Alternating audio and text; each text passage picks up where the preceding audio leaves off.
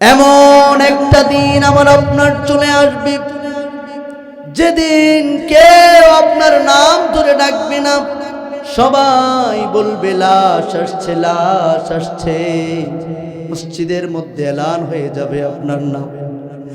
আত্মীয় স্বজনগুলো ছুটে ছুটে আসবে, পাড়া প্রতিবেশী ছুটে ছুটে আসবে, বড্ড তাড়াহুড়ো করবে কখন জানি জানাজা হবে, কখন দাফন করা হবে। আল্লাহর নবী বিশ্ব নবী লাশ সামনে নিয়ে সাহাবীদেরকে ডেকে ডেকে বললেন, সাল্লু ক্বাবলা আন তুসাল্লা আলাইহি, নামাজ পড়ো, নামাজ পড়ো। জীবনে এমন একটা নামাজ দাঁড়িয়ে যাবে, ফজর পড়েছেন ইমামের পিছনে, জোহর পড়েছেন ইমামের পিছনে, আসর কিংবা মাগরিব পড়েছেন ইমামের পিছনে, জুমা কিংবা ঈদের নামাজটাও পড়েছেন ইমামের পিছনে। এমন একটা জীবনে নামাজ দাঁড়িয়ে যাবে, শত চেষ্টা করেও আপনি ইমামের পিছনে দাঁড়াতে পারবেন না, ইমামের সামনে আপনাকে শোয়ায় দেওয়া হবে। কবরের মধ্যে যখন আপনাকে রেখে দেওয়া হবে, ডানে তাকায় দেখবেন মাটি, বামে তাকায় দেখবেন মাটি, আপনি বড় একা হয়ে যাবেন। হাত্তা ইয়াসমা আসমাআনি আলাইহি,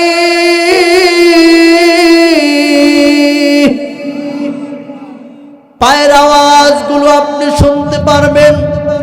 সন্তান হেঁটে হেঁটে যাচ্ছে, পায়ের আওয়াজগুলো আপনি শুনতে পারবেন।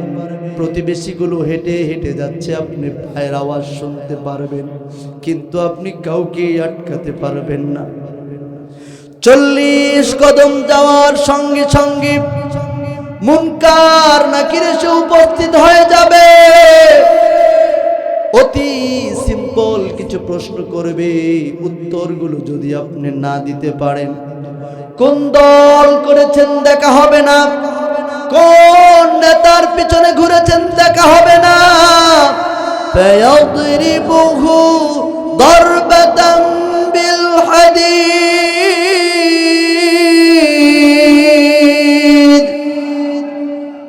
লোহার হাতুড়ি দিয়ে এত জোরে জোরে মাথার উপরে আঘাত করা হবে, মাথা চূর্ণ বিচূর্ণ হয়ে যাবে, 70 গজ মাটির নিচে আপনি চলে যাবেন।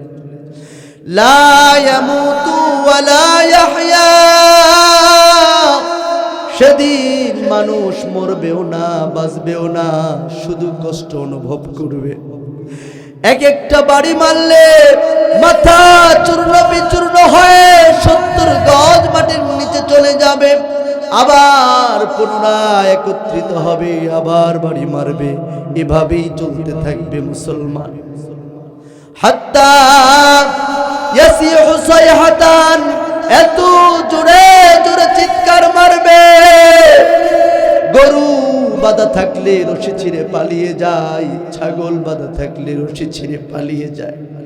শুধুমাত্র কেবলমাত্র ইল্লা সাকালাইন, দুইটি প্রাণী মানুষ আর জিন শুনতে পারে না, মানুষ আর জিন শুধু শুনতে পারে না। এই জন্য মৃত্যু এমন কঠিন জিনিস, মরণ থেকে পালাও তুমি, মরণ তোমায় লইবে ঘিরি, যদিও আকাশ পানে লুকাও হেতাই লাগিয়ে সিঁড়ি। এ মহারোগের ঔষধ নাই, চিকিৎসা নাই ধরাতে, কাঁদিয়া কাতর হইলে কি হবে, পারিবে না তারে কেউ ফিরাতে। কবি বড় চমৎকার করে বলেছেন, আল মাউতু কাসুন কুল্লু নাসিন শারিবুন,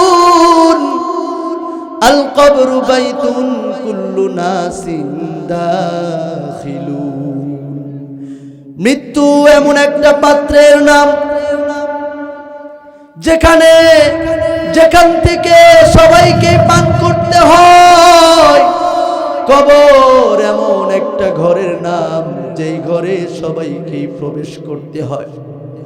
কামার কুমার তাঁতি জেলে প্রধানমন্ত্রী রাষ্ট্রপতি সুপার পাওয়ার কিছু দেখবে না, সবাইকে মৃত্যুর স্বাদ আস্বাদন করতে হবে, কবরের মধ্যে প্রবেশ করতে হবে। এই জন্য কবরে যাওয়ার প্রস্তুতি নেওয়ার দরকার আছে না নাই?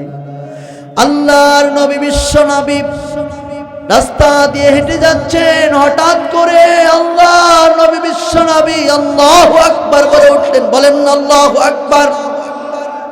সাহাবায়ে কেরাম বললেন কাব্বারনা মাহু, নবীজির সঙ্গে আমরাও তাকবীর পড়লাম। কিছুক্ষণ পরে আল্লাহর নবী বললেন ইয়া সুবহানাল্লাহ। সাহাবীরা বললেন আমরাও সাব্বাহনা মাহু, আমরাও তার সঙ্গে তাসবিহ পড়লাম। কিছুক্ষণ পরে আমরা জিজ্ঞেস করলাম ইয়া রাসূলুল্লাহ ইয়া হাবিবাল্লাহ, ও গো আল্লাহর নবী, এমন ঘটনা তো কখনো দেখি নাই, কি হয়েছিল আপনি আল্লাহু আকবার বলে উঠেছেন? আল্লাহর নবী বিশ্ব নবী ডেকে ডেকে বললেন সাহাবীরা, আমি যখন যাচ্ছিলাম দেখলাম একটি কবরে ডান পাশ থেকে মাটিগুলো এত জোরে চাপ দেয়, বাম পাশ থেকে মাটিগুলো এত জোরে চাপ দেয়, মানুষটার এই সোহাত বডিটা রসুনের চোচার মতো পাতলা হয়ে গিয়েছে। আমি দয়ার নবী আর থাকতে পারি নাই, সঙ্গে সঙ্গে আল্লাহু আকবার বলে চিৎকার মারছি। তোমরা যখন আল্লাহু আকবার বলেছ, সঙ্গে সঙ্গে তার কবরের আযাব যিনি মাফ করে দিয়েছেন তিনি কে? কলিজার টুকরা ভাইয়েরা আমার, এই জন্য গীবত এই সেই আমরা করি কি করি না? চার দোকানে বসে তো মোটামুটি খালি ওয়াজ নসিহতি হয় নাকি? হ্যাঁ, চার দোকানে বসে খালি ভাটা চালু হয়, আগরবাতি এলাকা খায়, আগরবাতি চলে, খালি আগরবাতি আগরবাতি, আর কে কার পিছনে আঙ্গুল দিতে পারে? কথা বলেন ঠিক না বা ঠিক?